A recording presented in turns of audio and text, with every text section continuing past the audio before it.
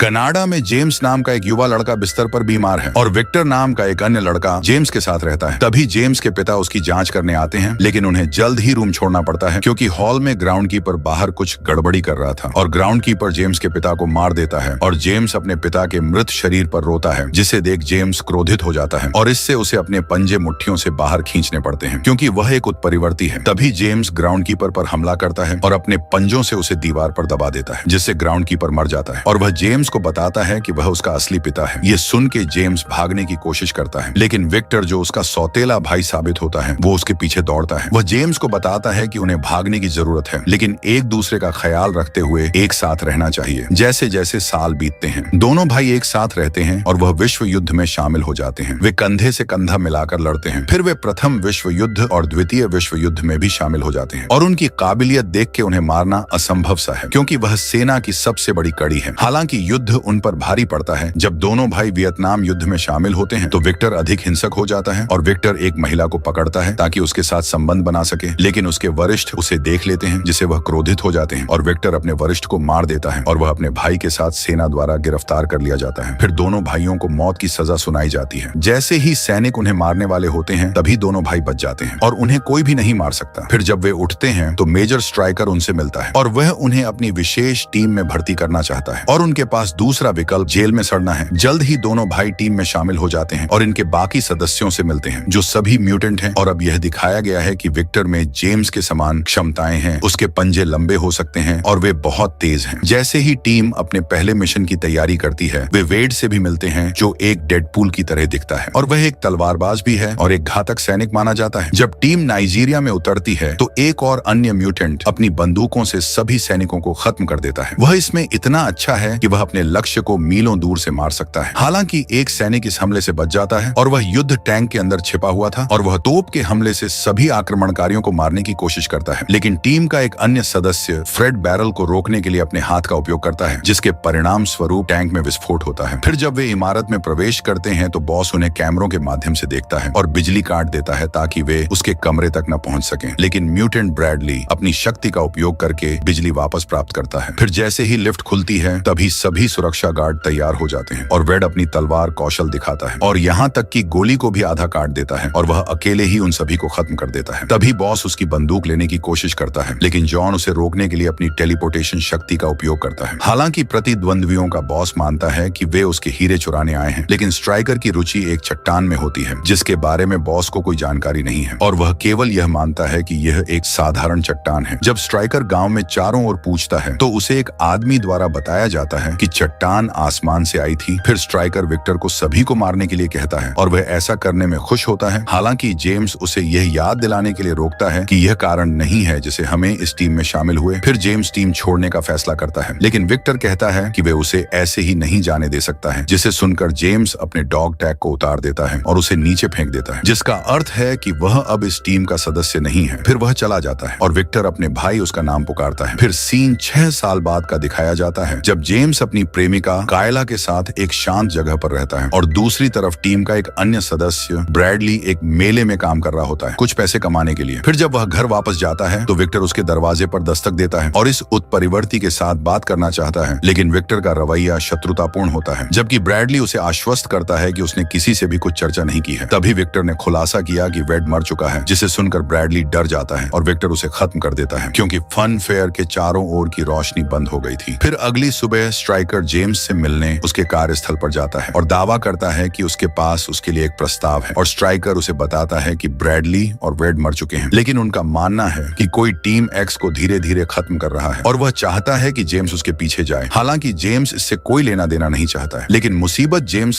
से दूर नहीं रह सकती, जिसे अब हर कोई लोगन के नाम से जानता है। फिर अगली सुबह लोगन को जंगल में एक मरा हुआ भालू मिलता है, जबकि विक्टर कायला के पास जाता है। इसीलिए लोगन को आने वाली मुसीबत का एहसास होता है और वह कार की ओर दौड़ता है, लेकिन ऐसा लगता है कि अब बहुत देर हो चुकी है क्योंकि कायला अपनी कार में नहीं होती है। फिर कुछ क्षण बाद लोगन उसे मृत पाता है और वह जोर जोर से चिल्लाने लग जाता है। फिर उसे रात विक्टर एक बार में लोगन का इंतजार करता है और जैसे ही वे लड़ने के लिए तैयार होते हैं उसका भाई वहां आना सुनिश्चित करता है और लोगन अपने भाई से पूछता है कि उसने कायला को क्यों मारा, जिसमें विक्टर शिकायत करता है कि लोगन कभी उसे कॉल नहीं करता और कभी भी पत्र नहीं लिखता, इसीलिए वह उसका ध्यान आकर्षित करना चाहता था। फिर जैसे ही लड़ाई शुरू होती है लोगन पहला राउंड हार जाता है, लेकिन जल्द ही वापस उठ जाता है। दुर्भाग्य से विक्टर उससे ज्यादा ताकतवर होता है, इसीलिए उसे हरा देता है। फिर वह अपने भाई को उठाता है और उसे पूछता है कि क्या कायला उसके समय के लायक थी। उसकी तुलना उस समय से की जाती है जो वे एक साथ बिता सकते थे। फिर लोगन अपने भाई से कहता है कि वह उसके जैसा नहीं है, लेकिन विक्टर की राय अलग है और वह उसके पंजों को कुचल देता है। तभी पुलिस सायरन की आवाज आते ही उन्हें तोड़ देता है। फिर लोगन एक अस्पताल में जागता है और वह डॉक्टर का गला पकड़ लेता है और विक्टर के बारे में पूछता है, लेकिन डॉक्टर को पता नहीं होता कि वह किस बारे में बात कर रहा है। तभी स्ट्राइकर कहीं से प्रकट होता है और उसे बताता है कि वह उसकी मदद कर सकता है, लेकिन लोगन उस पर गुस्सा होता है और स्ट्राइकर का दावा है कि विक्टर उसके लिए काम नहीं कर रहा है। वह चाहता है कि लोगन विक्टर को रोकने में उसकी मदद करे क्योंकि वह नियंत्रण से बाहर हो रहा है। इसके अलावा स्ट्राइकर का दावा है कि उसके पास कुछ ऐसा है जिसका उपयोग वह विक्टर को हराने के लिए कर सकता है, और लोगन भी स्ट्राइकर के साथ काम करने के लिए सहमत हो जाता है। लेकिन वह केवल यह जानना चाहता है कि विक्टर कहाँ है। फिर स्ट्राइकर को उनके रास्ते से हट जाना चाहिए। फिर कुछ समय बाद स्ट्राइकर लोगन को एक प्रयोगशाला में ले जाता है जहाँ वह उसे एडामेंटियम नामक पदार्थ देने जा रहा है जो उसे शुरू होने से पहले अविनाशी बना देगा। और लोगन एक नया डॉग टैग बनाने के लिए कहता है जिस पर वुल्वरिन शब्द खुदा हुआ हो जैसा कायला के पास था। फिर जैसे ही ऑपरेशन स्टार्ट होता है तभी लोगन को भयंकर दर्द का अनुभव होने लगता है क्योंकि उसके दिमाग में कई यादें चमकती हैं और एक पल के लिए तो उसके दिल की धड़कन रुक जाती है, लेकिन फिर वह धीरे धीरे वापस जीवित हो जाता है। और इस पूरे समय के दौरान स्ट्राइकर उसे वेपन एक्स के रूप में संदर्भित करता है जो थोड़ा अजीब हो सकता है क्योंकि उसका पहले से ही एक नाम था। स्ट्राइकर के विश्वसनीय म्यूटेंट में से एक जीरो पूछता है कि वे लोगन के साथ क्या करने जा रहे हैं। तभी स्ट्राइकर जवाब देता है कि वे उसके डीएनए का उपयोग वेपन 11 बनाने के लिए करेंगे। लेकिन इतना ही नहीं, स्ट्राइकर अपने लोगों को लोगन की याददाश्त मिटाने का आदेश देता है, लेकिन तभी वुल्वरिन यह सुन लेता है और जलाशय से बाहर कूदने में सक्षम होता है। फिर वह बेस से भाग जाता है। तभी स्ट्राइकर अपना असली चेहरा दिखाता है और वह जीरो से उसे ढूंढने और उसे मार डालने के लिए कहता है। फिर लोगन एक खेत में भागता है और एक यादृच्छिक खलिहान में प्रवेश करता है। उसी वक्त एक बूढ़ा जोड़ा अपने घर लौटता है और बूढ़ा आदमी अपने खलिहान में प्रवेश करता है और उसे बिना कपड़ों के पाता है। जब बूढ़ा आदमी यह सुनिश्चित करने के बाद कि वह एक ड्रग एडिक्ट नहीं है तो वह उसे अपने घर पर आमंत्रित करते हैं। तभी वुल्वरिन अपने नए पंजे दर्पण में देखता है जो अब एडामेंटियम द्वारा बनाए गए हैं। वे उसके पंजों की तुलना में कहीं अधिक तेज और मजबूत हैं। वास्तव में वे इतने तेज हैं कि वह सिंक को आधा काट देता है। फिर कुछ समय बाद बूढ़ा आदमी लोगन को कहता है कि वह ऐसा लग रहा है जैसे कि वह खून की तलाश में हो। जो लोग खून की तलाश में निकलते हैं वे आमतौर पर इसे जगह को ढूंढ लेते हैं। हालांकि लोगन का मानना है कि उसे उसकी पसंद छीन ली गई है। तभी बूढ़ी महिला भी खलिहान में उनके साथ शामिल हो जाती है। तभी उसी वक्त जीरो द्वारा बूढ़ी महिला को गोली मार दी जाती है जिसे रिसेंटली उसकी मृत्यु हो जाती है। फिर बूढ़े आदमी को भी गोली मार दी जाती है और वह लोगन की बाहों में मर जाता है। तभी स्ट्राइकर आदेश देता है और एक हेलीकॉप्टर खलिहान पर मिसाइलों से फायरिंग करता है। हालांकि विस्फोट बहुत बड़ा होता है लेकिन लोगन जीवित रहने में सक्षम हो जाता है और एक मोटरसाइकिल के साथ दूर चला जाता है जो बूढ़े आदमी का था। तभी हेलीकॉप्टर भी उसके पीछे पीछे जाता है और कुछ और वाहन भी कहीं से प्रकट होते हैं जिसे हमें पता चलता है कि स्ट्राइकर वास्तव में वुल्वरिन को मरना चाहता है, लेकिन लोगन के पंजे इतने तेज हैं कि वह अपने पंजे का उपयोग करके वाहनों में से एक के सामने जाने का फैसला करता है और वह वाहन को आधा काट देता है। फिर वह हेलीकॉप्टर के साथ भी वही करने का फैसला करता है और वह उस पर कूद जाता है और आसानी से उसके पंखों को काट देता है जिससे हेलीकॉप्टर नीचे गिर जाता है। तभी स्ट्राइकर शून्य से संपर्क करने की कोशिश करता है और उससे पूछता है कि क्या लोगन मर गया है, लेकिन तभी लोगन हेडसेट पकड़ता है और स्ट्राइकर को बताता है कि वह विक्टर को मार देने के बाद उसे लेने आ रहा है। फिर लोगन आग जलाता है जिससे हेलीकॉप्टर फट जाता है और उसमें ही जीरो भी मारा जाता है। फिर सीन प्रयोगशाला का दिखाया जाता है जहां स्ट्राइकर जानता है कि वुल्वरिन को मारना कठिन होगा, इसलिए वह अपने लोगों से कहता है कि उन्हें इस तरह से एडामेंटियम की गोलियां बनाने की जरूरत है जिससे शायद वे उसे रोक सकें। फिर लोगन टीम एक्स के अपने कुछ पुराने दोस्तों से मिलता है। उनमें से एक जॉन जो उसे बताता है कि वे सभी अपराध बोध से भरे हुए हैं क्योंकि किसी समय उन्हें एहसास हुआ कि स्ट्राइकर उन्हें मासूम म्यूटेंट का शिकार करने के लिए कह रहा था। फिर लोगन एक और पुराने दोस्त फ्रेड से मिलता है जो मोटापे से ग्रस्त हो गया है क्योंकि उसे अपने अपराध बोध के कारण खाने का आदी हो गया है। फिर लोगन उससे कुछ पूछता है जो उसने स्ट्राइकर से